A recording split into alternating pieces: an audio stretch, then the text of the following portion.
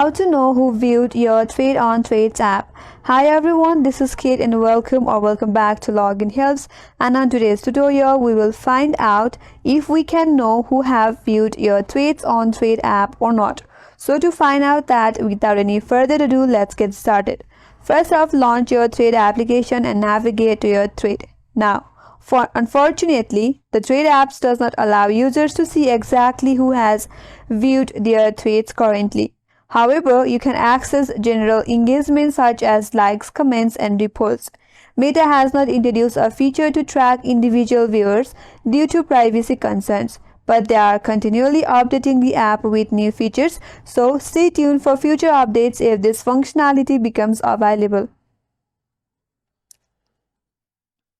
So there is no any way to know who have viewed your Trades on Trade app, and hope this video helped you. If you're new to our channel, consider subscribing, and thank you for watching. Stay tuned for more videos.